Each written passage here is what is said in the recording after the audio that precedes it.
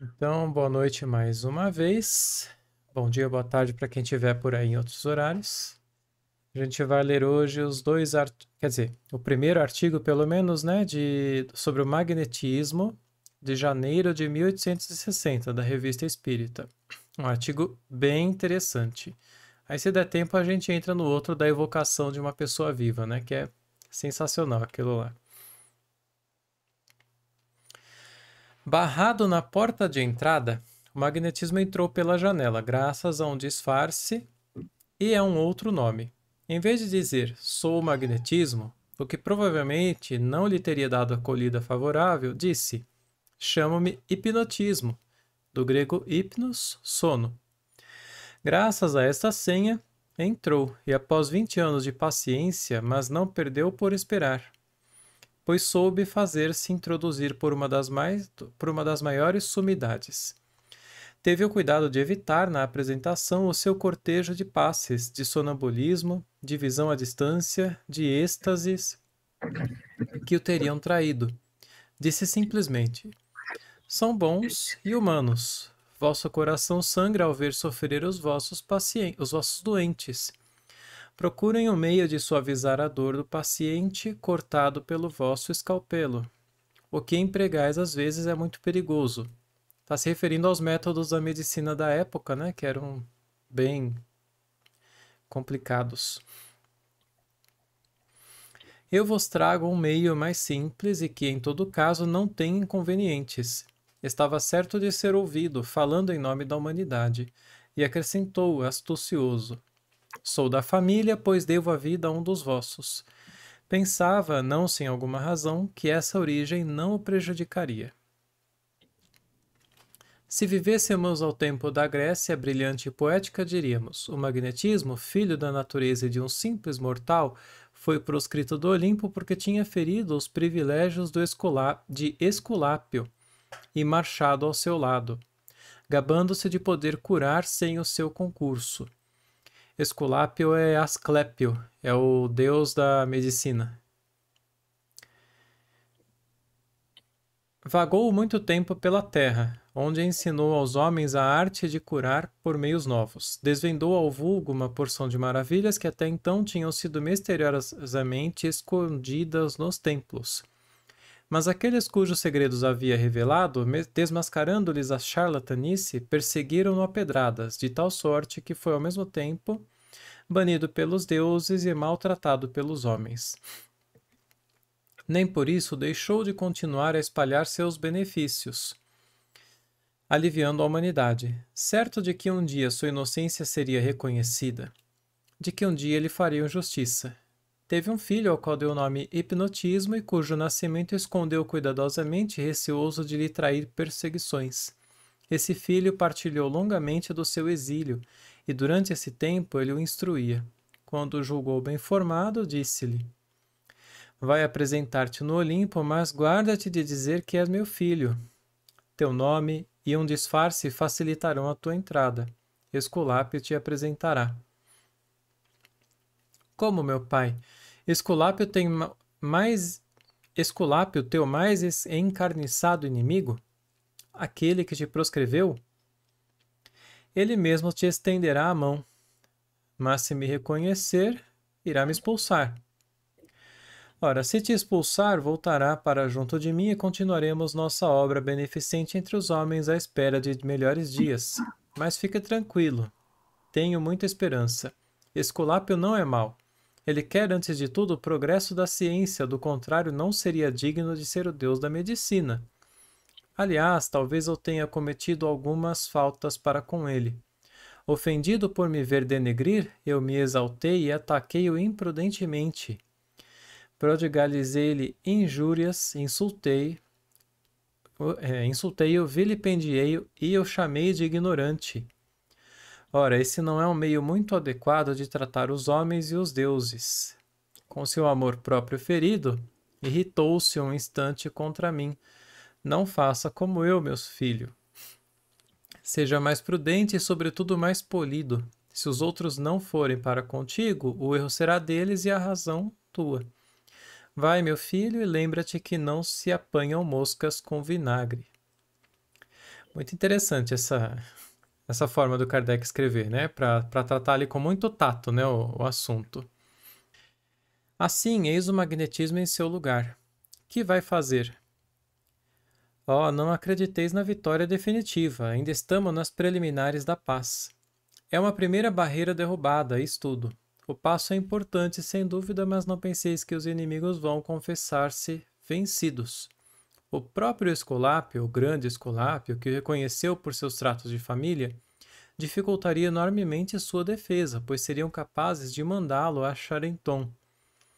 Vão dizer que é alguma coisa, mas que seguramente não é magnetismo. Vá lá, não vamos chicanear com as palavras. Será tudo o que quiserem, mas, enquanto se espera, é um fato que terá consequências. Oi, Cíntia, que bom que deu certo. Ah, obrigada. Não Nada. sei o que aconteceu. É, estranho. Desculpa o atraso, eu estava tentando antes reconfigurar, Ah, mas tudo bem. sem problema. Obrigada. Ora, eis as consequências. Inicialmente vão ocupar-se apenas do ponto de vista anestésico, do grego aestesis, sensibilidade, e privativo, isto é, privação geral ou parcial da faculdade de sentir. E isto por força da predominância das ideias materialistas, pois ainda há muita gente que teima, sem dúvida por modéstia, em rebaixar-se ao papel de grelha que, quando estragada, é atirado ao ferro velho sem deixar vestígios. Assim, vão examinar o fato de todas as maneiras, ainda que por mera curiosidade. Vão estudar a ação das várias substâncias para produzir o fenômeno da catalepsia. Depois, um belo dia, reconhecerão que basta pôr o dedo. Mas não é tudo. Observando o fenômeno da catalepsia, outros surgirão espontaneamente. Já foi notada a liberdade de pensamento durante a suspensão das faculdades orgânicas. Assim, o pensamento é independente dos órgãos. Há, pois, no homem algo além da matéria. Ver-se-á a manifestação de faculdades estranhas. A vista adquirir uma amplitude insólita, transpondo os limites dos sentidos, todas as percepções deslocadas. Numa palavra, é um vasto campo para observação e não faltarão observadores. O santuário está aberto e esperamos que dele jorre a luz, a menos que o celeste Areópago não deixe a honra a mais ninguém. Tenham nossos leitores a bondade de ver o notável artigo que o Sr. Victor Meunier, redator do Ami des Sciences, publicou sobre esse interessante assunto na revista científica hebdomadária do Siècle de 16 de dezembro de 1859. O magnetismo animal levado à academia pelo Sr. Broca, apresentado à ilustre sociedade pelo Sr. Walpole, experimentado pelos Srs. Follin, Vennian, Fort, Trousseau, de Nonvilliers, Nelaton, Azam, C.H. Robin, etc., todos cirurgiões dos hospitais, é a grande novidade do dia. Esse Sr. Broca aqui é o Paul Broca. Não sei se vocês viram, que é esse carinha aqui. E esse cara, ele é bem conhecido dentro da medicina, né? Ele é um dos pais aí da medicina, inclusive na parte de neurologia, pelo que eu entendi. Médico, anatomista. Eu achei até interessante e já coloquei um artigo lá no site para chamar a atenção. As descobertas, como os livros, têm o seu destino. A de que vamos tratar não é nova. Ela data de uns 20 anos e nem na Inglaterra, onde nasceu, nem na França, onde no momento não se ocupam de outra coisa, lhe faltou publicidade. Um médico escocês, o Dr. Brad, a descobriu e lhe consagrou um livro, Neuropythology or the Rationale of Nerval Sleep, Considered in Relation with Animal Magnetism. Eu achei esse livrinho aqui, tem no Google. Dá para baixar, mas não vou ter tempo para isso. Um célebre médico inglês, o Dr. Carpenter, analisou detidamente a descoberta do Dr. Brad no artigo Sleep da Enciclopédia de Anatomia e Fisiologia de Tude, Encyclopedia of Anatomy and Physiology. Um ilustre cientista francês, o Sr. Litté, reproduziu a análise do Sr. Carpentier na segunda edição do Manuel de Physiologie de J. Müller. Enfim, nós mesmos consagramos um de nossos folhetins da Presse em 7 de julho de 1852 ao hipnotismo, nome dado pelo Dr. Brad ao conjunto de fatos de que se trata. A mais recente das publicações relativas ao assunto data, pois, de 7 anos, e eis que, quando o julgavam esquecido, ele adquire essa imensa repercussão. Há no hipnotismo duas coisas: um conjunto de fenômenos nervosos e o processo pelo meio do qual são produzidos. O processo empregado outrora, se não me engano, pelo Abade Faria, é de grande simplicidade. Consiste em manter um objeto brilhante em frente aos olhos da pessoa com a qual se experimenta, a pequena distância da raiz do nariz, de modo que só possa olhar enviesando os olhos para dentro. Ela deve fixar os olhos sobre ele. A princípio as pupilas se contraem, depois se dilatam bastante e em poucos instantes produz-se o estado cataléptico. Levantando-se os membros do paciente, estes conservam a posição que se lhes dá. É apenas um dos fenômenos produzidos. Dos outros falaremos oportunamente. O Sr. Azam, professor substituto de clínica cirúrgica da Escola de Medicina de Bordeaux, tendo repetido com sucesso as experiências do Dr. Brad, trocou ideias com o Dr. Paul Broca, que imaginou que as pessoas hipnotizadas talvez fossem insensíveis à dor das operações cirúrgicas. A carta que acaba de dirigir à Academia de Ciências é o resumo de suas experiências a respeito. Antes de tudo, devia ele assegurar-se da realidade do hipnotismo, que conseguiu sem dificuldades. Visitando uma senhora de uns 40 anos, algo histérica e que estava acamada por ligeira indisposição, Dr. Broca fazia de conta que queria examinar os olhos da paciente e lhe pedia que olhasse fixamente um frasquinho dourado que ele segurava a uns 15 centímetros da raiz do nariz. Ao cabo de 3 minutos, os olhos ficaram um pouco vermelhos, os traços imóveis, as respostas lentas e difíceis, mas perfeitamente racionais. O Dr. Broca levantou o braço da doente e este se manteve na posição deixada. Posicionou os dedos nas mais extremas situações e eles as conservaram. Beliscou a pele em vários pontos, com certa força, e ao que parece a paciente nada sentiu. Catalepsia, insensibilidade. O Dr. Broca não levou adiante a experiência, pois ele já lhe havia ensinado o que queria saber. Ela já via. Uma fricção sobre os olhos e uma insuflação de ar frio na fronte trouxeram a doente ao estado normal. Ela não tinha a menor ideia lembrança do que se havia passado.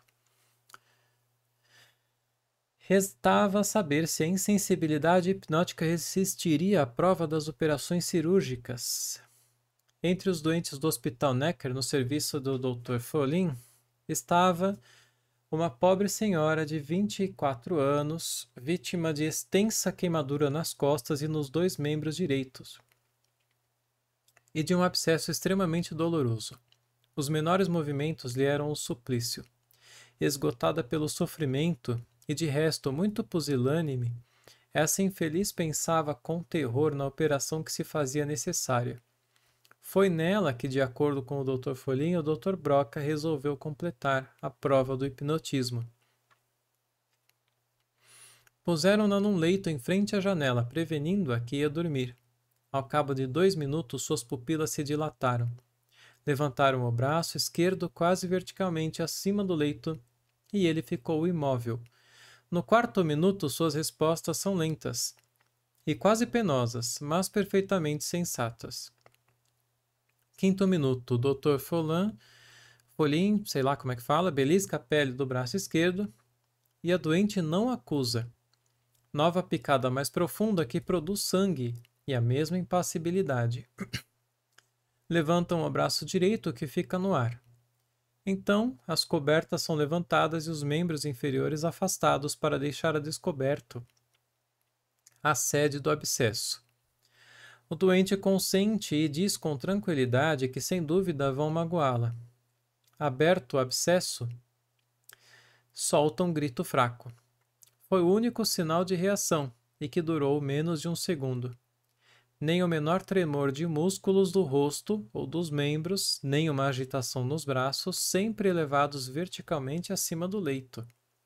Os olhos um pouco injetados estavam largamente abertos e o rosto tinha a imobilidade de uma máscara. Levantado, o pé esquerdo fica suspenso.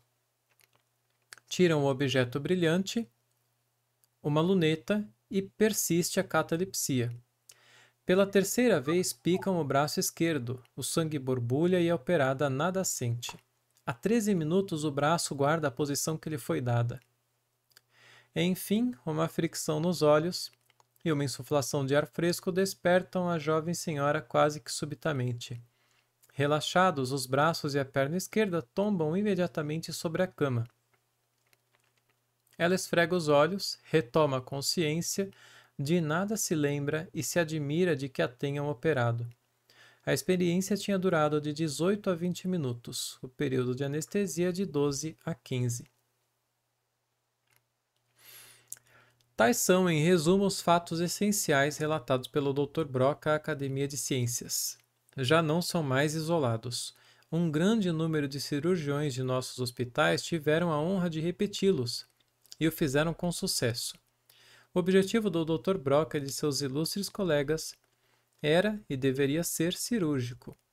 Esperamos que, como meio de provocar a insensibilidade, tenha o hipnotismo todas as vantagens dos agentes anestésicos sem lhes ter os inconvenientes. Mas a medicina não é do nosso domínio e, para não sair das suas atribuições, nossa revista não deve considerar o fato, senão sob o ponto de vista fisiológico. Depois de haver reconhecido a veracidade do que o Dr. Brad sobre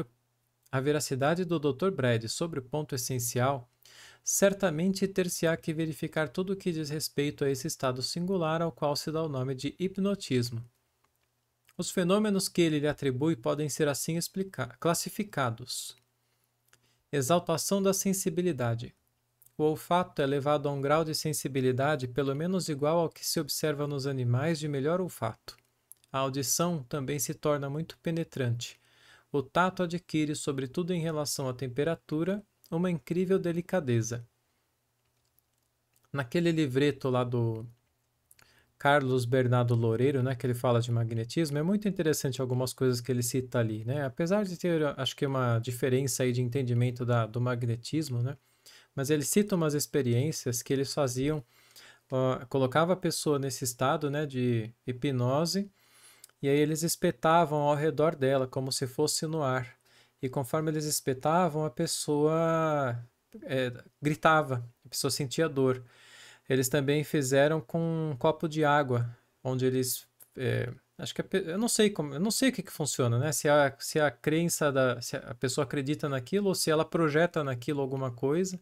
Eu sei que conforme ele mexia na água, a pessoa sentia um incômodo. Diga, Ariane. Não é crença, é tipo uma sugestão, né? Não é Isso, bem sugestão, é como se cessasse, a sensibilidade da pessoa, né? e ela projeta sobre outra coisa, é barato isso, né? E dá para observar bastante nessa época como eles já tinham toda a técnica, né? Sim. Para fazer. Já sabiam como fazer e tudo. Completamente técnico, não é um truque, mas uma técnica que você usa para fazer. Não tem nada de sobrenatural, né? De fora do padrão. Sim. Sentimentos sugeridos. Isso aqui eu achei estranho, mas não é a opinião de Kardec. Nem estudo. Põe o corpo ou os membros do paciente na atitude que convém à expressão de um sentimento particular e logo se desperta o estado mental correspondente. Assim colocada no alto da cabeça a mão do hipnotizado, ele se retese espontaneamente, inclinando o corpo para trás. Sua atitude é do mais puro orgulho. Se nesse momento se ele curvar a cabeça para frente, dobrando levemente o corpo e os membros, o orgulho é substituído pela mais profunda humildade. Afastando levemente os cantos da boca, como no riso, logo se produz uma disposição alegre. O mau humor sobrevém imediatamente quando se faz as sobrancelhas convergirem para baixo. Tudo bem que aqui são só efeitos no corpo, né? Aparência. Ideias provocadas. Levante-se a mão do paciente acima da cabeça, dobrem-se os dedos sobre a palma e é suscitada a ideia de subir, de se balançar ou de puxar uma corda. Se ao contrário se dobrarem os dedos, deixando o braço pendente, provoca-se a ideia de levantar um peso. Se os dedos forem fechados e o braço levado à frente, como para dar um soco, é sugerida a ideia de lutar boxe. A cena se passa em Londres. Acréscimo de força muscular.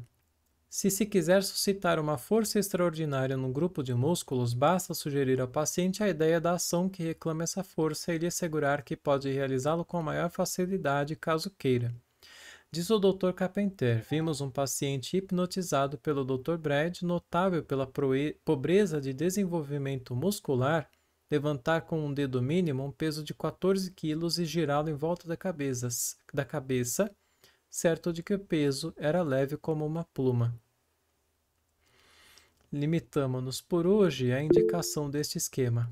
Aos fatos a palavra, as reflexões virão depois.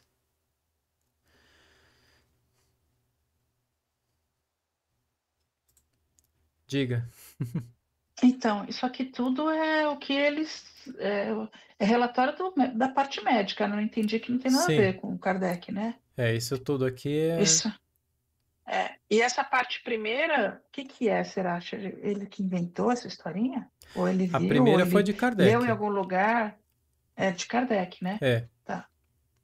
Ele fez essa historinha aqui para, com muito tato, falar sobre a ciência, né? Tudo que aconteceu ali com o Mesmer e tudo mais. Eu também entendi que tinha sido ele. Falou do Esculápio, tudo, né? Sim.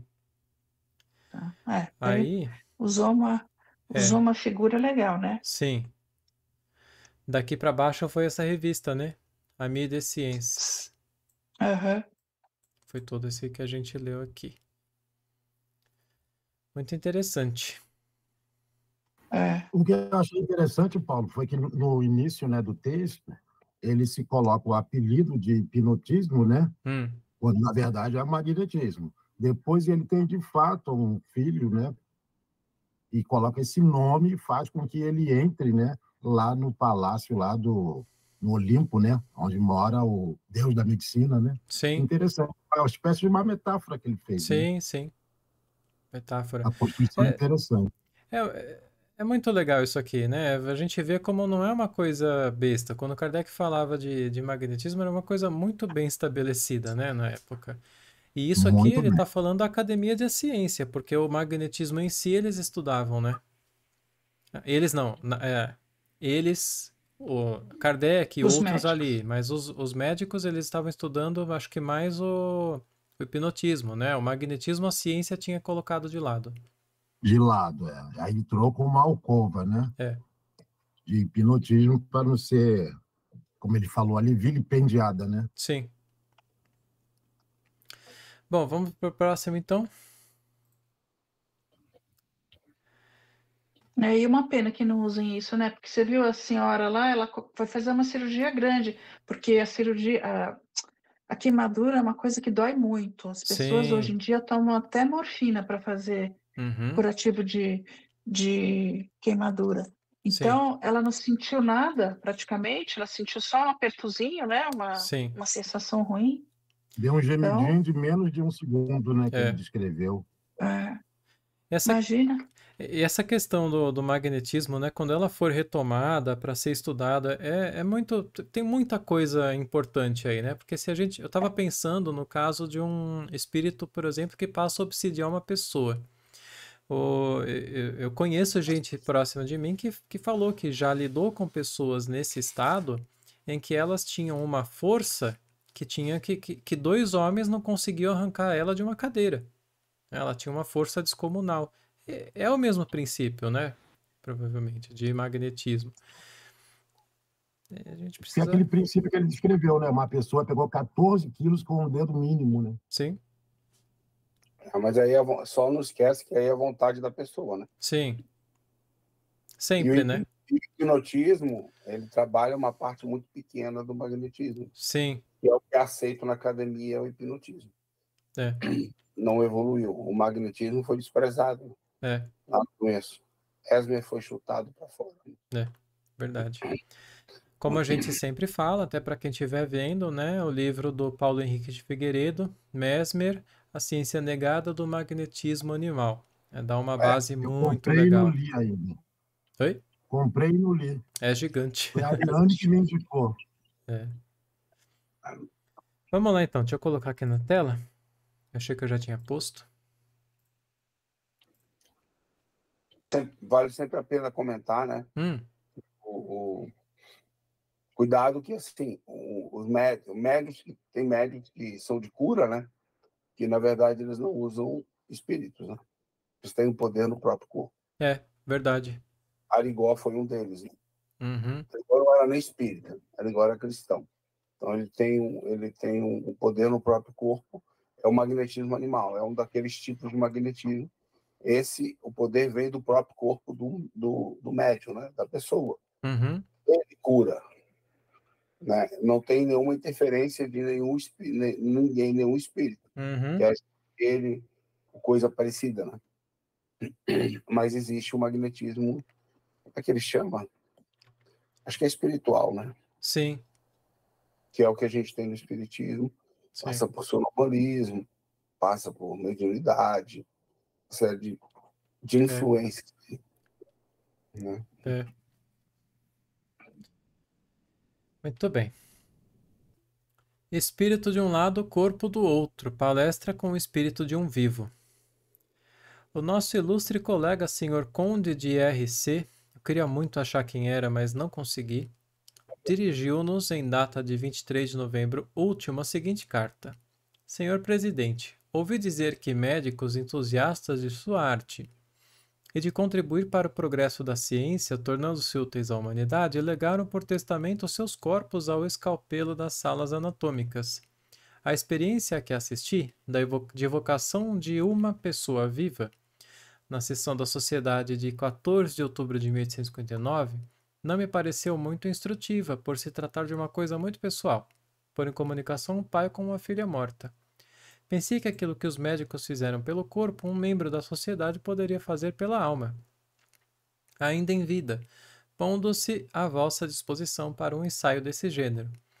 Talvez pudesses, preparando de antemão as perguntas que desta vez nada teriam de pessoal, obter novos esclarecimentos sobre o fato do isolamento da alma e do corpo. Aproveitando uma indisposição que me retém em casa, venho oferecer-me como paciente para estudo, se quiser. Então, na próxima sexta-feira, se não houver nenhum contratempo, me deitarei às 9 horas e penso que às 9h30 poderá me chamar. Aproveitamos a oferta do Sr. Conde de R.C. com tanto mais entusiasmo quanto, pondo-se à nossa disposição, pensávamos que seu espírito se prestaria de boa vontade às nossas pesquisas. Por outro lado, sua instrução, a superioridade de sua inteligência, o que, diga-se de passagem, não impede que seja um excelente espírita, e a experiência que adquiriu em viagens à volta do mundo como capitão da Marinha Imperial, dava-nos o direito de esperar de sua parte uma apreciação mais criteriosa de seu estado. A espera não nos decepcionou. Em consequência, tivemos com ele as duas conversas que se seguem, a primeira 25 de novembro e a segunda 2 de dezembro de 1859. Então, a primeira, evocação. Neste momento, tendes consciência do desejo manifestado de ser evocado? Perfeitamente. Em que lugar você se acha aqui? Entre vós e o médium. Nos vê tão claramente como, quando em pessoa, assiste às nossas sessões? Mais ou menos, mas um pouco velado. Ainda não durmo bem. Estava com a visão meio turva ainda, né, de espírito. Como tem consciência de sua individualidade aqui presente quando o seu corpo está no leito? Neste momento, o corpo me é simples acessório. Sou eu que estou aqui. Observação de Kardec. Sou eu que aqui estou é uma resposta notável. Para ele, o corpo não é parte essencial do seu ser. A parte essencial é o espírito que constitui o eu. O seu eu e o seu corpo são duas coisas distintas. 6. Podem transportar-se instantaneamente e à vontade daqui para casa e vice-versa? Sim. Indo para casa e vindo para cá, tem consciência do trajeto que faz? Vê os objetos que estão no caminho? Poderia, mas negligencia fazê-lo, pois não há interesse. O estado em que se encontra é semelhante ao de um sonâmbulo? Não inteiramente. Meu corpo dorme, isto é, está mais ou menos inerte. O sonâmbulo não dorme, suas faculdades orgânicas estão modificadas, mas não aniquiladas. 9. O evocado o espírito de uma pessoa viva, poderia indicar remédios como o de um sonâmbulo? Se os conhecer, ou se achar-se em contato com um espírito que os conheça. Sim, do contrário, não. Diga. Quer dizer que, então, ele quer dizer com essa resposta da segunda aqui, que dá 8. Meu corpo dorme, isto é, está mais ou menos inerte. Quer dizer que ele quer dizer que as faculdades dele estão aniquiladas e o do sonâmbulo está modificada? Então. É isso que ele quer dizer? Eu fiquei bem... confusa quando eu li isso. Ainda bem que você destacou, então, porque eu também não entendi. Porque ele quer dizer, então, que ele que está com a alma emancipada, ele está com a faculdade orgânica... Não. Ele está com o corpo dormindo, então a faculdade dele está aniquilada. E a outra, que está sonâmbula, está modificada? É isso? Acho que ele quer dizer porque quando você está dormindo, seu corpo está lá quase inerte, né? Não vai agir. E o sonâmbulo, ele consegue agir, né? Está aniquilada porque é como se o corpo não sentisse, sei lá, né? Acho que é porque se aniquilado. É porque quando você está dormindo, você não vai sair andando. Só que um sonâmbulo sai andando. Deve ser isso, né? É que ele quer comparar a emancipação da alma com o sonâmbulo, né? Sim. Que a gente acabou de ver nos... Sim. Perfeito.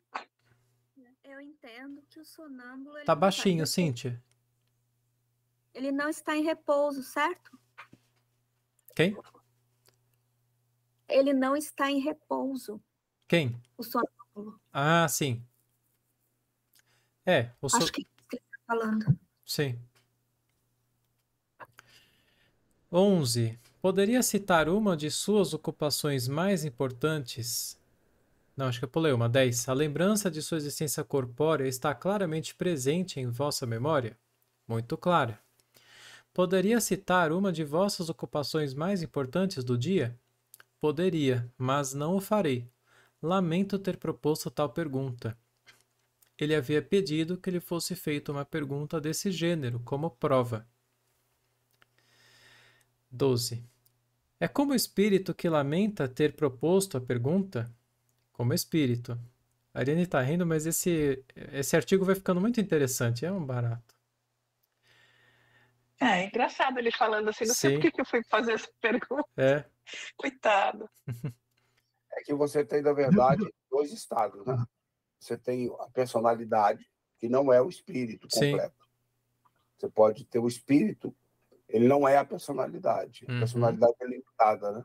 Sim. E aí, tanto que tem narrativas onde o espírito fala sobre ele mesmo, né? Dizendo, poxa vida, já cansei de dizer para ele para não fazer isso. Como se ele fosse uma outra pessoa, né? Ou seja, o próprio espírito se referindo à personalidade dele que está vivendo ali. Dizendo, pô, já cansei de falar para ele não fazer esse tipo de coisa. Né? O espírito tem um conhecimento mais amplo, maior. E a personalidade nossa não traz todo o conhecimento do espírito. Ele traz uma parte. Verdade. Não, o interessante, pessoal, que ele na pergunta 10, ele diz que tem consciência da vida corpórea dele muito claramente, né? Mas mais à frente nas outras perguntas, ele acaba falando que ele não se lembra bem da vida espiritual pregressa. Muito bem, claramente não. Sim. Isso também que eu acho interessante. Sim. Vamos chegar lá. Vamos lá.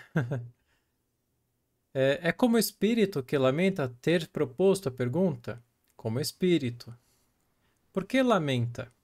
Porque melhor compreendo quanto é justo que, na maior parte dos casos, seja vedado fazê-lo. Poderia descrever-nos o vosso quarto? Vosso quarto? Certamente, e também o do porteiro. Então, tenha bondade de descrever um deles. Eu disse que poderia, mas poder não é querer. Qual a doença que lhe retém... Tudo isso aqui que ele está falando vai ficar claro depois. Qual a doença que te retém em casa? A gota. Há um remédio para a gota? Se conhece, poderia indicá-lo, pois prestaria um grande serviço. Poderia, mas não o farei. O remédio seria pior que o mal. Pior ou não, poderia indicá-lo com a condição de não fazer uso dele?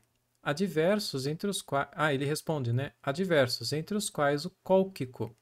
Esse cólquico é uma planta. Eu fui pesquisar lá e ela realmente é para gota. Observação.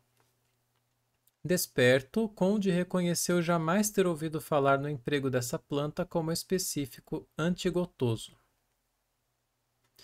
19. No vosso estado atual, veria o perigo que poderia correr um amigo e poderia ir em seu auxílio? Poderia. Lhe inspiraria se ele ouvisse a minha inspiração e ainda com mais proveito se ele fosse médium. Desde que evocamos... É por isso que às vezes eu ouço um Paulo, você vai pro inferno. É o Satiro quando tá dormindo, acho que ele vem aqui. Desde que evocamos por sua vontade e que te coloca à nossa disposição para estudos, tenha a bondade de descrever da melhor forma possível, de tal forma que possamos compreender, se possível, o estado em que você se acha agora. Estou no mais feliz e satisfatório estado que se possa experimentar. Algum dia tivestes um sonho em que o calor do leito leva a crer que somos levemente embalados no ar, ou na crista de ondas tépidas, sem preocupação com os movimentos, sem consciência dos membros pesados e incômodos a se moverem ou a se arrastarem, numa palavra, sem qualquer necessidade a satisfazer, não sentindo o aguilhão da fome ou da sede? Estou nesse estado junto de vós. E só vos dei uma pequena amostra do que experimento. 21. O estado atual do seu corpo sofre alguma modificação fisiológica por força da ausência do espírito? De modo algum. Estou no estado que chamam primeiro sono. Sono pesado e profundo que todos experimentamos e durante o qual nos afastamos do corpo. Observação de Kardec. O sono, que não era completo no começo da evocação, estabeleceu-se pouco a pouco por força do desprendimento do espírito, que deixa o corpo em profundo repouso. 22. Se por um movimento brusco despertassem instantaneamente o seu corpo, enquanto seu espírito aqui está, o que aconteceria? Aquilo que é brusco para o homem é muito lento para o espírito, que sempre tem tempo de ser avisado. Interessante. A felicidade que descreveu e que desfruta no estado de liberdade tem qualquer relação com as sensações agradáveis experimentadas nos primeiros momentos da asfixia? O Sr. S., que involuntariamente teve a satisfação de experimentá-las, é quem lhe dirige a pergunta. Ele não está inteiramente errado. Na morte por asfixia há um instante análogo do que ele fala, com a diferença que o espírito perde a lucidez, enquanto aqui ela é consideravelmente aumentada. Seu espírito está ligado ao corpo por um laço qualquer? Sim, e disso tenho perfeita consciência. A que pode comparar esse laço? A coisa alguma que conheçam. Teria para vocês a aparência de uma luz fosforescente, se pudesse vê-lo, mas que não produz em mim nenhuma sensação. É interessante isso, né? Coisa alguma que vocês conheçam. Porque se a gente pensar, né, que provavelmente isso tem a ver com essa teoria de campo. Eles não conheciam campo naquela época, né? E do jeito que ele fala aqui, até não tem muito a ver com essa ideia do cordão, né? Será que... Bom, não sei. Para mim, ele está falando do tal cordão de prata, dessas coisas que ligam o corpo ao perispírito, né? Que tem muita descrição por aí. Sim. Mas aqui ele está querendo ir mais fundo, saber como que ela tem aparência. E aí ele fala, não tem aparência de nada que vocês conhecem, né? A luz te afeta Quer dizer, ele fala que é de uma luz fosforescente, parecida, mas que não tem nenhuma sensação nele, mas é uma luz, é como se fosse a luz. Sim. Né? A luz te afeta da mesma maneira? Tem o mesmo tom que vê pelos olhos? Absolutamente. Quer dizer, não, né? Porque os olhos me servem, de certo modo, como janelas do cérebro. Aqui eu entendi que ele está fazendo uma distinção. Ele quer dizer que a luz para ele não é vista do mesmo modo que com os olhos. Percebe os sons com a mesma distinção? Mais distintamente, pois percebo muitos que vos escapam. Como transmite o pensamento ao médium? Atuo sobre sua mão para lhe dar uma direção, que facilito por uma ação sobre o cérebro. Se serve das palavras do vocabulário que ele tem na cabeça, ou indica as palavras que ele deve escrever. Uma coisa e outra, conforme a conveniência. Interessante. 29, acho que é complemento, né? Se tivesse por médium alguém que desconhecesse a vossa língua e a dele lhe fosse desconhecida, como por exemplo um chinês, como poderia lhe fazer o ditado? Isto seria mais difícil e talvez impossível. Em todo caso, só seria possível com uma flexibilidade e uma docilidade difíceis de encontrar. Aqui provavelmente porque acho que o médium precisaria acho que se submeter totalmente, né? Talvez quase como no fenômeno da possessão, né? Para ele escrever.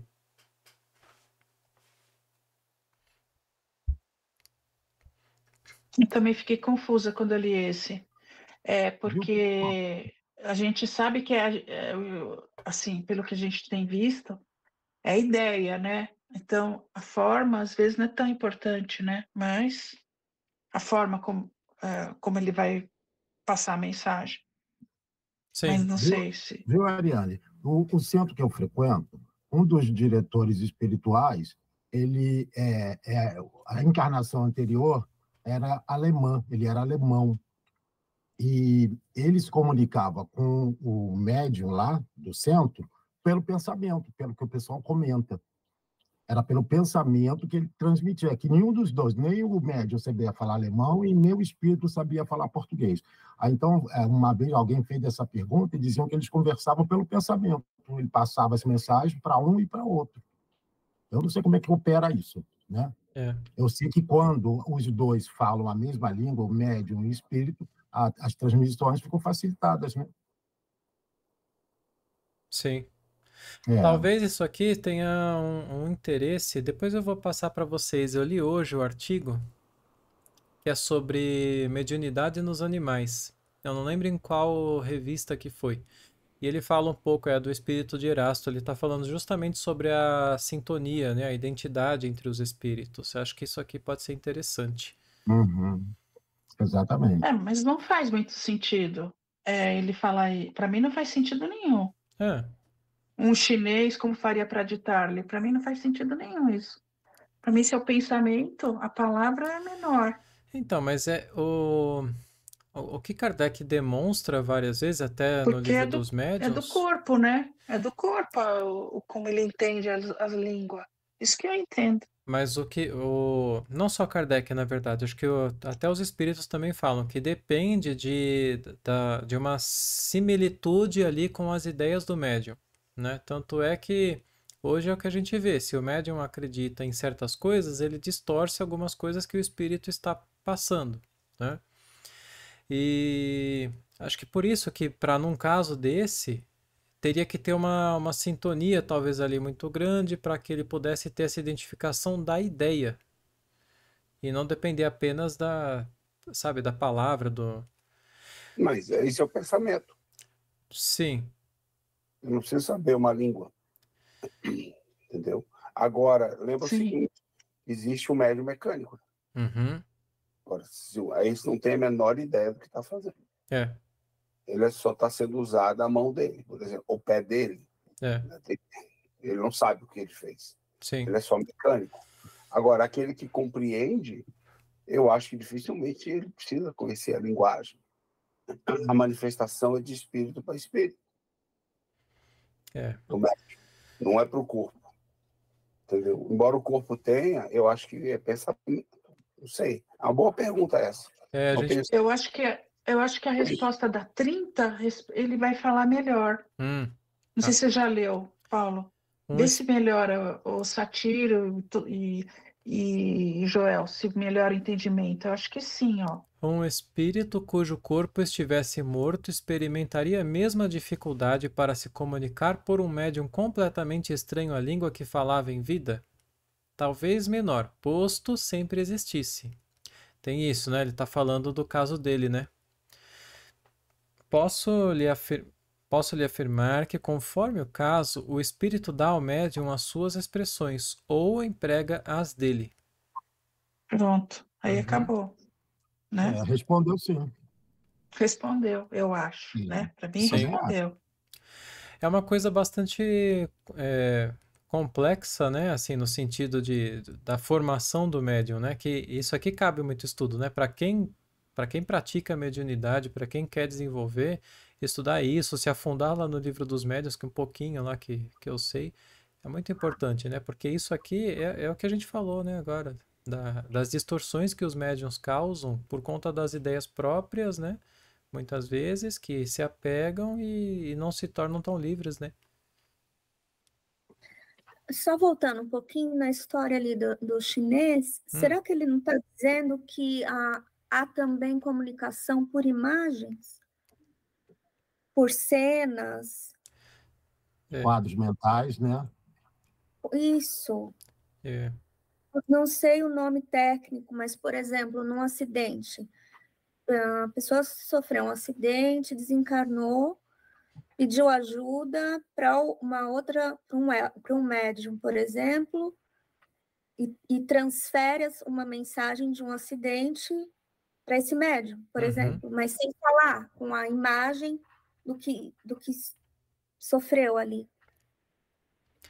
Tem algum lugar onde eles falam sobre alguma coisa assim, agora eu também não lembro onde, sobre a questão das imagens mentais, né?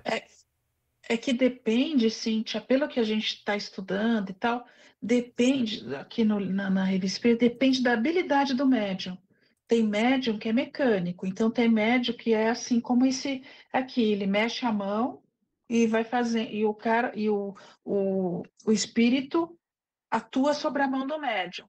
Tem médium que tem facilidade para ter visões. Sim. Então ele vai, ao ver algum espírito entrar em contato com ele, vai dar uma imagem para ele, porque ele tem essa facilidade. Há médios que escutam bem.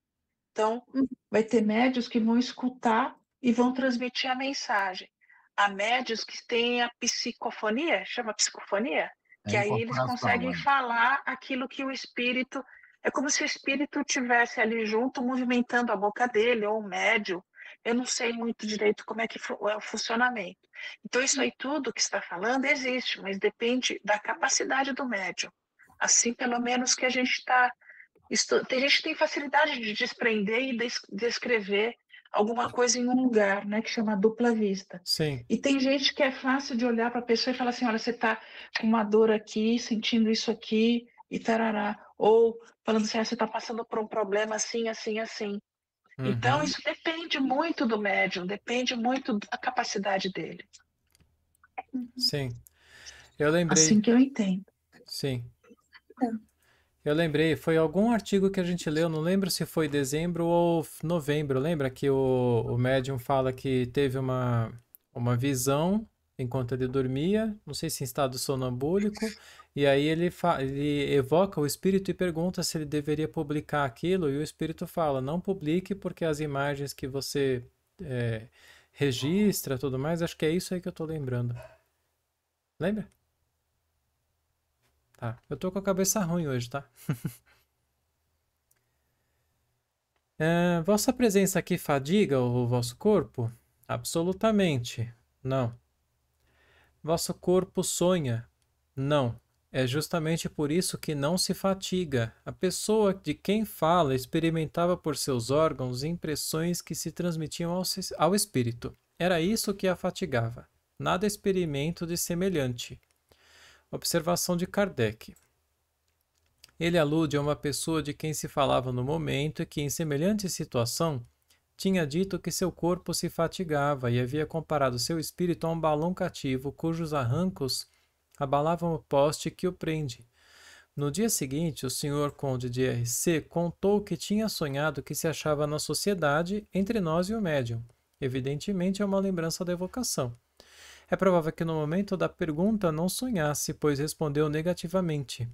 Também é possível e mais provável que, sendo o sonho uma lembrança da atividade do espírito, na verdade não é o corpo que sonha, pois o corpo não pensa. Ele, pois, respondeu negativamente, sem saber se, quando desperto, seu espírito se recordaria. Se o corpo tivesse sonhado enquanto seu espírito estava ausente, o espírito teria tido uma ação dupla. Ora, ele não poderia estar simultaneamente na sociedade e em sua casa.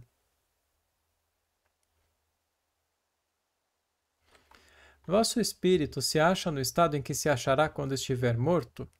Mais ou menos a mesma coisa, exceto pelo laço que prende ao corpo. Tem consciência das existências anteriores? Muito confusamente. Aí está uma diferença que me esquecia. Eu achei interessante ele dizer isso. Aí está uma diferença que me esquecia. Acho que ele... lembrança de espírito mesmo, né? Algo que ele sabe como espírito. Após o desprendimento completo que sucede à morte, as lembranças são muito mais precisas. Quer falar, Ariane? Sim, acho que era isso que o Joel estava falando antes, né? Sim. Sim, Ariane, foi isso mesmo. Foi isso mesmo. Que você adiantou lá na frente. Acho que a presença do corpo nesse plano, né, ainda atrapalha para ter lembranças mais profundas, né, das vidas passadas. Sim. Ele tinha bastante consciência da vida dele, que ele estava tendo aquela lá na casa dele, com a gota e tal. Mas as precedentes ele não tinha consciência, né? Não tinha. Atualmente são mais completas do que durante a vigília, mas não suficientes para eu poder especificá-las de modo mais inteligível. 35. Se ao despertar te mostrassem a vossa escrita, teria consciência das respostas que acaba de dar? Poderia identificar alguns de meus pensamentos, mas muitos outros não encontrariam eco em meu pensamento quando desperto. Poderia exercer sobre o corpo tão grande influência a ponto de despertá-lo? Não. Só que eu achei estranho, eu não... Também achei, Paulo. Por que o espírito não conseguiria despertar o corpo, né?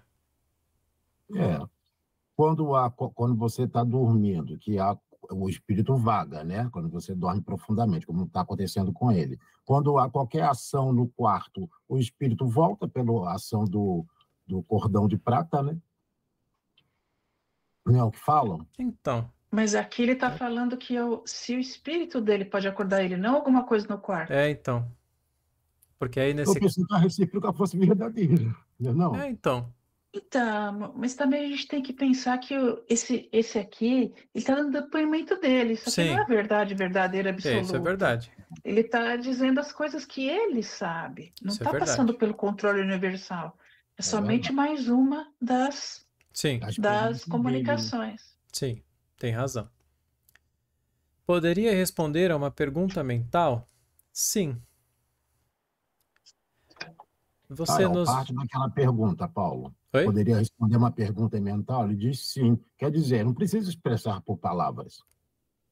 Sim. Né? Está respondendo sobre o idioma chinês que nós vimos lá em cima.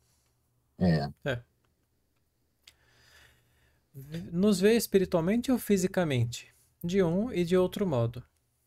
Poderia... Essa também fiquei em dúvida. O espírito dele não está no quarto? É que acho que ele não está na sociedade francesa? Não, o corpo está no quarto. O corpo está no quarto. Não, mas ele consegue... Ele está falando se ele vê eles. Então o espírito dele está falando que ele está vendo lá Kardec espiritualmente e fisicamente. Então, eu fiquei confuso também com essa resposta. Acho que seria só espiritualmente, não me entender. Estou errado. Não, porque o espírito vê a matéria também. Então, mas ver Kardec, o médium, o corpo não pode ver. O corpo vai ver o quarto. Não. Ele, como espírito, quer dizer que ele está vendo o Kardec e os outros médiuns lá. O espírito do cara, o espírito do cara, do doente, ele consegue ver as pessoas que estão lá na sala. Então, e os espíritos delas também. Então, aí fala, vede-nos espiritualmente ou fisicamente. Espiritualmente ele está vendo. Lá na sala, na sociedade de espírita de Paris, ele está vendo espiritualmente, mas fisicamente o corpo está no quarto. Isso que eu fiquei confuso. Fisicamente. Não, peraí. Ó, se eu tivesse aí junto de você em espírito, eu estaria vendo você, o seu espírito, e estaria vendo você, seu corpo. É isso que ele quer dizer. Ele responde de um e de outro modo. Isso, porque ele está vendo eles. A minha resposta, assim, que eu acharia coerente, não. Só espiritualmente, porque o meu corpo não está aqui. Não, é que... Fala, Ari. Não é isso, Joel. Ele é assim, ó. Ele saiu da casa dele, imaginariamente, hein? Saiu da casa dele, o espírito dele. Ele foi em espírito nessa reunião, certo? Isso. Todo mundo está reunido. Todo mundo está reunido em corpo e alma ali. E ele só em espírito, certo? Não. Aí o Kardec pergunta: você consegue ver o corpo do Kardec? Ele falou: consigo. Você consegue ver meu espírito também? Consigo. É isso que ele está falando. Ah, tá. Isso, tá. Entendeu? Ele vê o espírito e vê o corpo, tá bom. Das pessoas que estão na reunião, mas não dele. Eu entendi diferente. Eu entendi o corpo da pessoa lá na casa dela, tá bom. Eu me confundi da primeira vez. Eu entendi. Poderia ir visitar o irmão do seu pai que disseram estar numa ilha da Oceania e, como marinheiro, precisar a posição da ilha? Aí ele falou que não pode nada disso. Vai saber por quê. Mas ele não pode se deslocar da casa para a sociedade espírita? Então. Por que ele não pode fazer isso? É estranho, mas talvez ele não possa porque ele não quer... Não tem permissão, né? Não sei. Acho que não pode porque não tem permissão. Oi? Não está autorizado? Como não tem permissão. Numa pergunta anterior, ele falou assim: poder eu posso, mas depende do querer. Pode ser que seja isso, né? Ele parece que é voluntarioso. Teve uma pergunta ali que ele respondeu meio rispidamente, né? Ah, qual? Uma pergunta que ele mandou que Kardec fizesse, ele pergunta que poder responder ele pode, mas ele não quer. Eu não me lembro o teor da pergunta. Deixa eu ver aqui, senhor. Deixa eu ver aqui. Eu tô com a Wikipedia aberta. Deixa eu ver qual foi a pergunta. Tá. Só um minutinho. Mas eu não achei grosseiro, não. Falando. Quando eu achar, eu falo. Tá bom. Que pensa agora de sua interminável obra e de seu objetivo? Penso que devo continuá-la com o mesmo objetivo. É tudo quanto posso dizer. Observação. Ele havia pedido que fosse feita esta pergunta relativa ao importante trabalho que iniciou sobre a Marinha. Ficaríamos encantados se quisesse dirigir algumas palavras aos seus colegas, uma espécie de pequeno discurso. Desde que tem... Fala aí, que aí depois a gente continua. Tá, posso interromper? Uhum. Kardec pergunta se ele poderia descrever o quarto dele. Aí ele responde, certamente, e também o do porteiro. Aí Kardec pergunta, então tende a bondade de descrever um dele? Olha só a resposta ríspida dele. Eu disse que poderia, mas poder não é querer. Eu não vejo de forma ríspida. Eu acho que isso que a gente vai ler agora demonstra muito do que ele está percebendo, sabe? Como espírito, das coisas que ele queria fazer, das coisas que ele pediu para perguntar e que agora ele não quer responder, entende? É o livre-arbítrio, né? Olha só. O espírito tem livre-arbítrio. Desde que tenho oportunidade, aproveito para lhes afirmar, com base na minha fé sobre o futuro da alma, que a maior falta que podem os homens cometer é procurar provas e mais provas. Isto é no máximo perdoável aos homens que se iniciam nos conhecimentos do Espiritismo. Já não lhes repetiram milhares de vezes que é preciso crer, porque se compreende e se ama a justiça e a verdade, e que se dessemos satisfação a uma dessas perguntas pueris, os que pretendem fazê-las, a fim de se convencerem, não deixariam de fazer outras no dia seguinte, e que infalivelmente perderiam tempo precioso fazendo os espíritos lerem a sorte.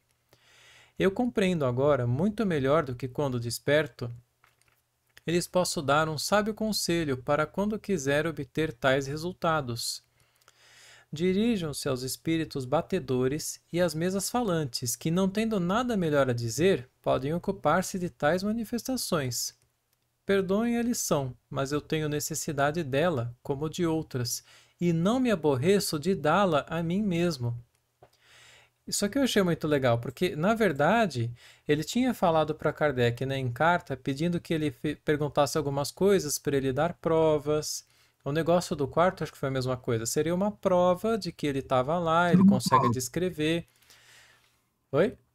Sabe por que eu achei ele rígido, Paulo? Porque ele se voluntariou para a tarefa. Ele não veio evocado sem a vontade dele. Então, ele deveria atender, né, as perguntas de Kardec na medida do possível. Mas eu não vejo uma rispidez ali. Eu vejo ele firme, falando assim: eu entendi que é tudo besteira o que eu estava querendo, né? E que eu não devo ficar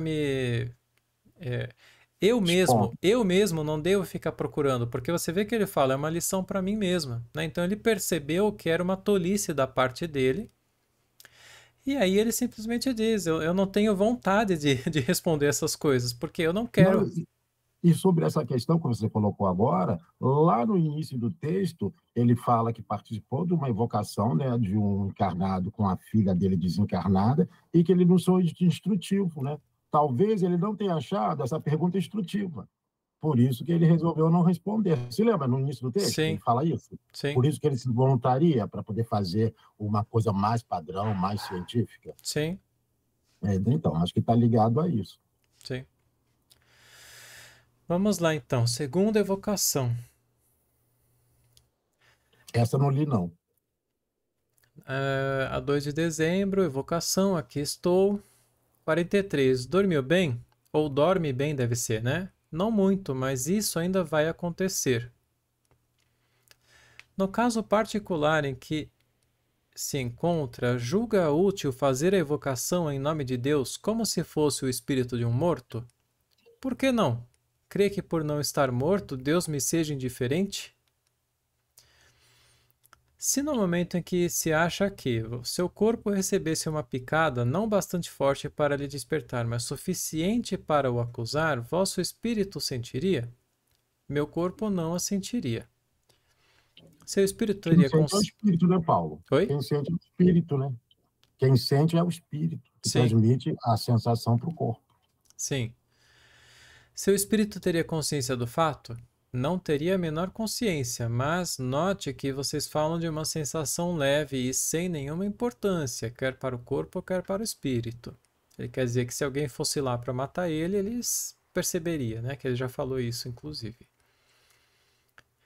A propósito da luz, você disse que a sente como se em vigília, desde que seus olhos são como janelas por onde ela chega ao cérebro. Compreendemos para a luz percebida pelo corpo, mas nesse momento não é o seu corpo que vê. Vê ainda por um ponto circunscrito ou por todo o ser. É muito difícil explicar. O espírito percebe a sensação sem a intermediação dos órgãos e não tem ponto circunscrito para percebê-las. 48. Insisto novamente em saber se os objetos e o espaço que vos cerca têm para você a mesma cor de quando estáis desperto. Para mim, sim, pois meus órgãos não me enganam. mas certos espíritos encontrariam nisto grandes diferenças. Vocês, por exemplo, percebem os sons e as cores de modo muito diferente.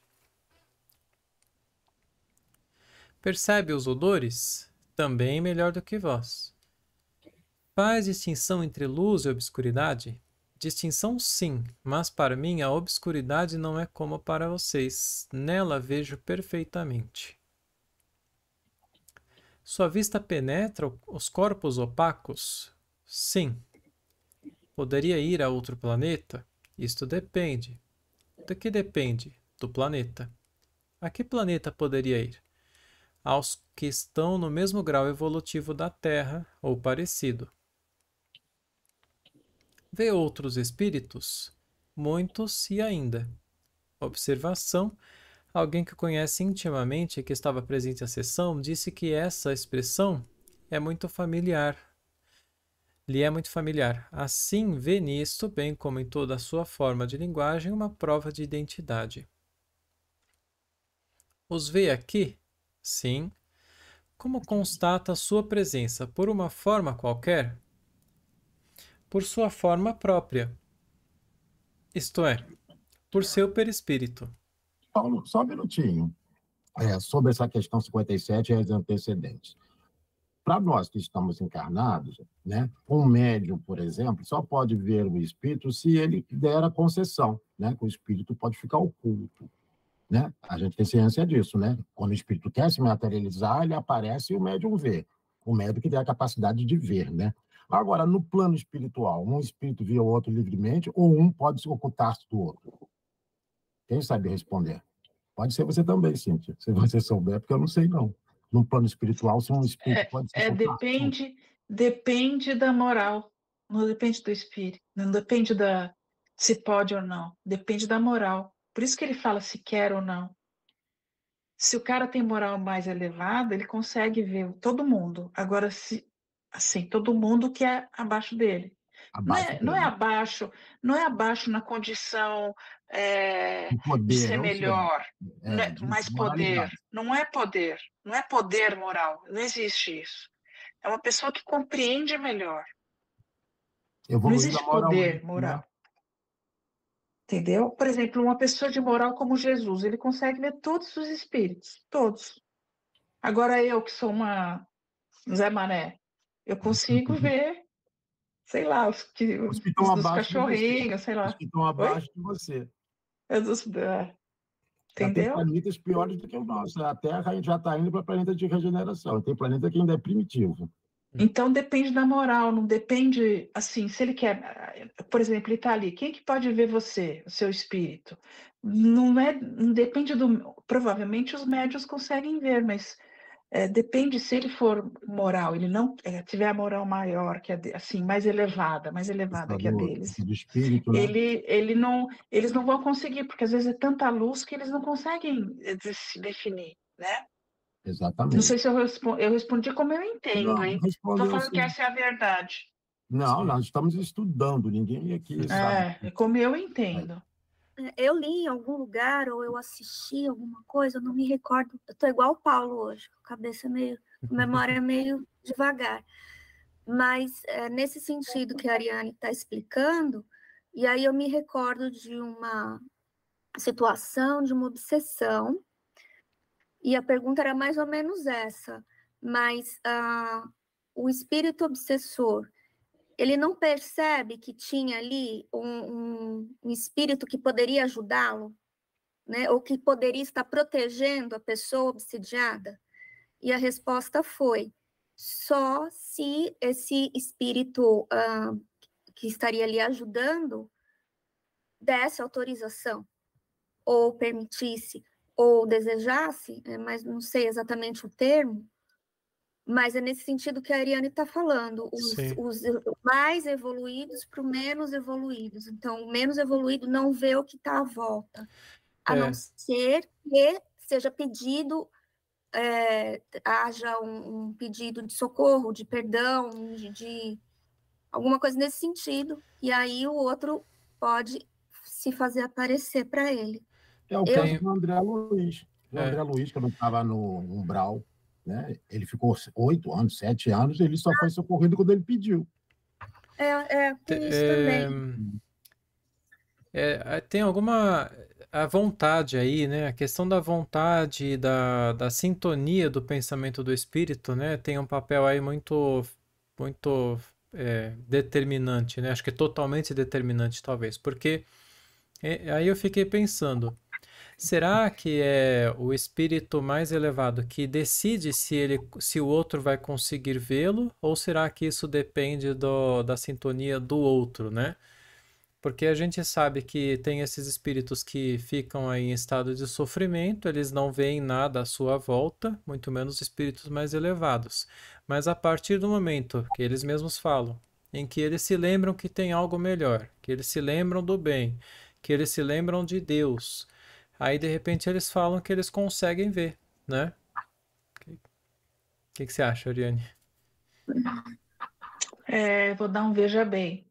Veja bem, lembra quando a Cintia não estava conosco, mas eu tenho certeza que o Joel estava.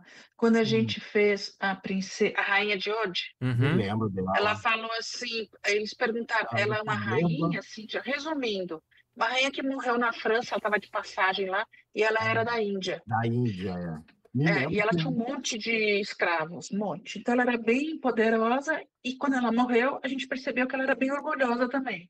O funeral não estava à altura dela, como rainha. Isso, ela era muito orgulhosa. Aí eles perguntaram assim, por que você está aqui? Aí ele falou assim, ele me mandou eu vir aqui. Aí, por que você está falando com essa médium? Ela falou assim, porque é irresistível a força que ela exerce sobre mim. É isso mesmo, Mariana, lembrou. Vocês lembram? Verdade. Lembrou. É porque ele tem elevação moral superior a nós, né? Era essa comunicação que ela deu. Então, eu acho que é parecido com esse que o Joel está perguntando, por que aparece para um, aparece para outro.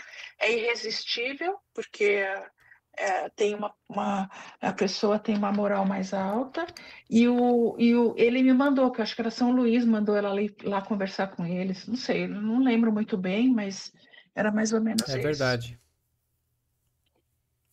Eu acho que é uma via de duas mãos.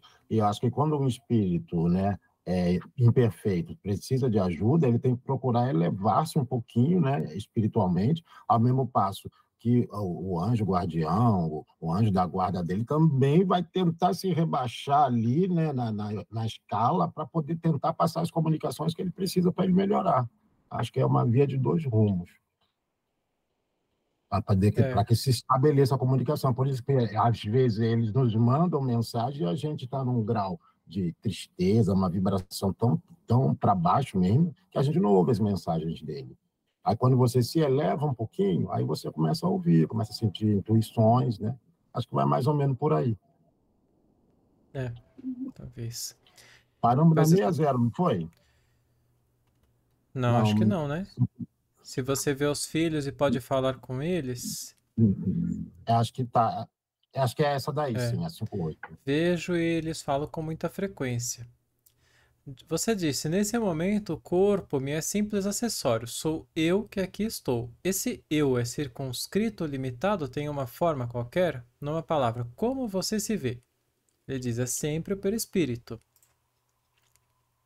Aqui eu comecei a notar uma diferença, né, com esse aqui, com relação àqueles que a gente leu lá de 58, né, tanto o tambor de Berezina, o tamborista, e a evocação lá pela senhora Schwebenhaus, que o espírito fala que a forma para eles não é nada, né? É para ver como vai da evolução do espírito, né? Então, o perispírito... Paulo, quem que é essa senhora Schwebenhaus? Não lembro dessa. Acho que é setembro. Acho que é setembro de 58. Senhora Schwebenhaus Letargia... que ela sai do... Ela é a médium ou ela é a pessoa que... O espírito? Acho que ela é médium. Acho que a médium, não é? Eu acho que ela é a médium. Bem. É a médium. Deixa pra lá. Eu estava com vocês. Deixa eu ver aqui, 2 cliques. Deixa pra lá.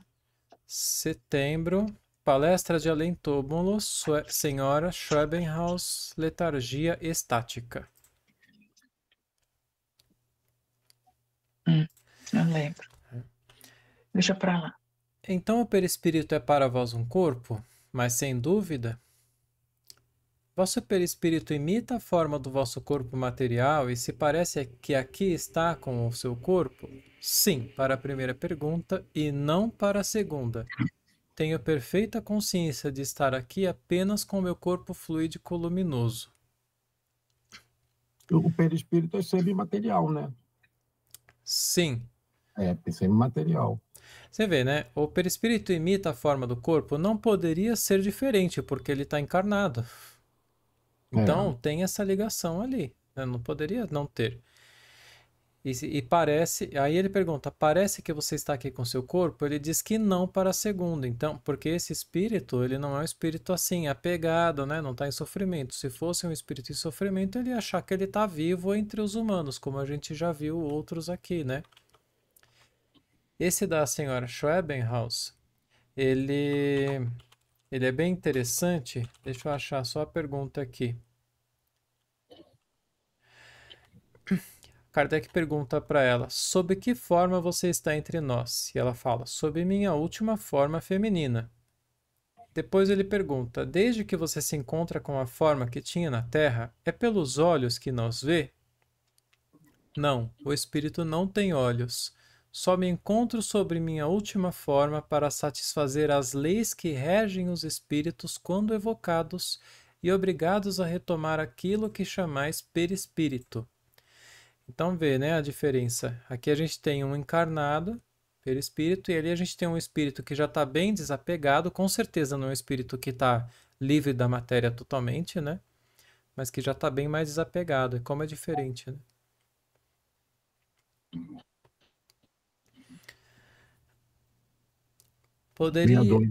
Poderia dar-me um soco? Sim, mas não sentiria. Poderia fazê-lo de forma perceptível? Isto é possível, mas não posso fazê-lo aqui. Talvez porque não tenha um médium para isso também. Tem um médium, tem que saber se o médium que está lá com ele é de efeitos físicos, né? Então, não deve ser. Se no momento em que está aqui, seu corpo morresse subitamente, o que experimentaria? Eu lá estaria antes. Ficaria desembaraçado mais prontamente do que se morresse em circunstâncias comuns, ordinárias? Muito. Não entraria senão para fechar a porta depois de haver saído. Interessante. Disse sofrer de gota. Não concorda com o seu médico aqui presente que pretende que seja um reumatismo nevrálgico? Que pensa sobre isso? Penso que desde que está tão bem informado, isso deve bastar. O médico, em que você se baseia para supor que seja gota? É a minha opinião. Talvez eu me engane, principalmente se está tão certo de não se enganar. O médico, seria possível que houvesse uma complicação de gota e de reumatismo. Ele responde, então ambos teríamos razão, só restaria nos abraçarmos. Essa resposta provocou risos na assistência. Ver-nos rindo te faz rir? As gargalhadas não me escutam? Só o médio, talvez, né? Você disse que o cólquico é um remédio eficaz contra a gota. De onde veio essa ideia? Se desperto, não sabia. Eu o usei outrora. Então foi em outra existência? Eu também imaginei. Sim. Assim. E me fez mal. Se lhe fizessem uma pergunta indiscreta, seria constrangido a respondê-la? Oh, esta é muito forte. Tentem. Assim, tem perfeito livre-arbítrio? Mais do que vós. Observação. Em muitas ocasiões, a experiência provou que o espírito isolado do corpo tem sempre a sua vontade e só diz o que quer. Compreendendo melhor o alcance das coisas, é ainda mais prudente e discreto do que se desperto. Quando diz uma coisa, é que julga útil dizê-lo. Teria tido a liberdade de não vir quando chamamos? Sim, com o risco de sofrer as consequências dessa atitude. Quais seriam as consequências? Se me recusar a ser útil aos meus semelhantes, sobretudo quando tenho perfeita consciência dos meus atos, sou livre, mas sou punido. Que gênero de punição sofreria? seria preciso lhes expor o código de Deus, e isto seria muito longo. É que ele quer dizer, né, que se ele, a questão da punição, se ele deixa de ser útil sabendo o que ele está fazendo, depois ele vai ter que arcar com a própria consciência, né? Se neste momento alguém te insultasse dizendo coisas que desperto não suportaria, qual o sentimento que experimentaria? O desprezo. Então não procuraria se vingar? Não. Faz uma ideia da posição que ocupará entre os espíritos quando lá estiver completamente? Não, isto não é permitido. Até porque se fosse permitido, né? Já pensou? A arrogância da gente? Olha, eu já sei que amanhã eu vou estar lascado. Amanhã eu vou estar num mundo de regeneração e vocês vão permanecer aqui na Terra espiando. Então. O orgulho passaria, a humildade passaria longe. Né? Então. Crê que no seu estado atual o espírito possa prever a morte do corpo? Algumas vezes, pois se eu tivesse que morrer de repente, sempre teria tempo de a ele voltar. Eu não entendi isso aqui. Crê que no seu estado atual o espírito possa prever a morte do corpo? Algumas vezes. Pois se eu tivesse que morrer de repente, sempre teria tempo de a ele voltar. Acho que porque ele saberia o futuro, aí poderia evitar uma consequência trágica. Um exemplo, por exemplo. Pode ser, se você pensar em paciente hospitalizado, em UTI, que os médicos dizem que já não tem mais jeito, e de repente a pessoa volta. Eu acho que é nesse sentido que ele está falando, porque de repente eu quase, entre aspas, morri, mas voltei, tive mais uma chance, alguma coisa nesse sentido. Eu entendi assim, tá? Não sei. Eu não entendi isso aqui. Eu entendi assim. Você fica... Aqui eu acho que ele está dando a opinião dele. Eles perguntam, qual é a sua opinião? O espírito pode prever a morte do seu corpo? Aí ele fala que algumas vezes pode prever. Mas ele teria sempre o tempo de nele reentrar. Eu acho que não... assim, ele quer dizer assim, você está emancipado agora. Você pode saber a hora que você vai morrer? Seu espírito sabe quando você vai morrer? Não que ele vai morrer.